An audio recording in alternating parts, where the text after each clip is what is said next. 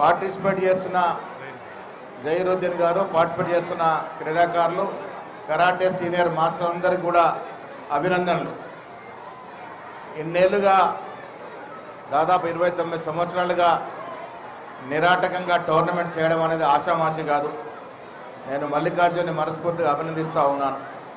Karate అనేది మనందరి జీవితంలో ఒక భాగస్వామ్యమైంది. నేను కూడా మీలాగే హై స్కూల్లో ఉన్నప్పుడు కరాటే నేర్చుకున్నాను.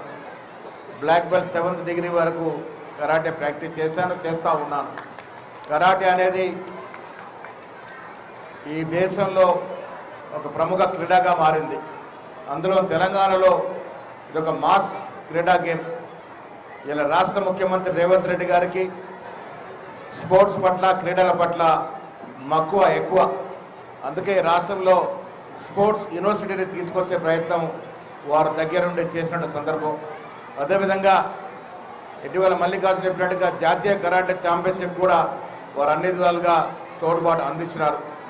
జాతీయ క్రీడాకారే కాదు, ఏషియన్ కరాటే టోర్నమెంట్ కూడా చేయండి, నేను సంపూర్ణంగా మద్దతునిస్తున్న మాట కూడా ముఖ్యమంత్రి రేవంత్ రెడ్డి గారు చెప్పడం జరిగింది. మిత్రులారా, తెలంగాణ స్పోర్ట్స్ కరాటే అసోసియేషన్ 10 సంవత్సరాలుగా సమర్థవంతంగా కరాటే క్రీడ నిర్వహిస్తూ ఉంది. కోవిడ్ సమయంలో మినహా ప్రతి సంవత్సరం మీరు జరిపే టోర్నమెంట్లో పాల్గొనడం, కరాటే క్రీడని ప్రోత్సహించాలనే ఉద్దేశంతో మేము ముందుకు సాగుతూ ఉన్నాం.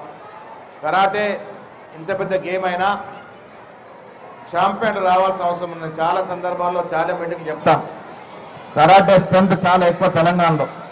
జాతీయ స్థాయిలో, అంతర్జాతీయ స్థాయిలో పోటీ పడే క్రీడాకారులు రావాలి. ఆ దశగా మాస్టర్స్ అంతా కూడా పోటీ పడి క్రీడాకారులను తయారు చేస్తుందిగా నేను ఈ సందర్భంగా మీకు మనవి చెప్తా ఉన్నాను. ఆ కార్యక్రమంలో టీఎస్కేడీఏ మీకు సంపూర్ణ సహకారం ఇస్తుంది. క్రీడాకారుల్ని జాతీయ స్థాయిలో పోటీ పడే ఛాంపియన్స్ తయారు చేయండి, వారికి అవసరమైనటువంటి తోడ్పాటు టీఎస్కేడీఏ స్వయంగా ఇస్తుందనే మాట కూడా ఈ సందర్భంలో మనవి చేస్తూ ఉన్నాను. విక్టరీ షోటోకాన్తో సహా ఈ రాష్ట్రంలో ఉన్నటువంటి క్రీడల్ని ప్రోత్సహిస్తూ, కరాటేని ప్రోత్సహిస్తున్న అన్ని టీఎస్కేడీఏ ప్రోత్సహిస్తుంది.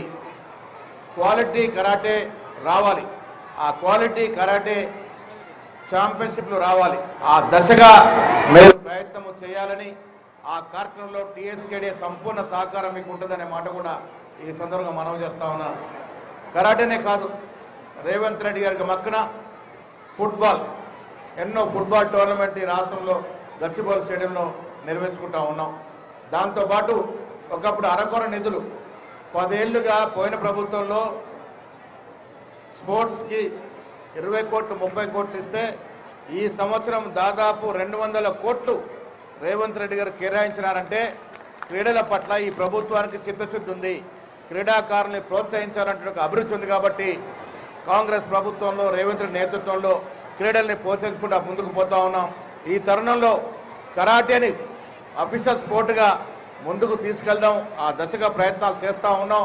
మీరందరూ కూడా దానిలో భాగస్వాములు కావాలని మీ అందరికీ మరొకసారి అభినందనలు చెప్తూ సెలవు తీసుకుంటా ఉన్నాను. జై హింద్.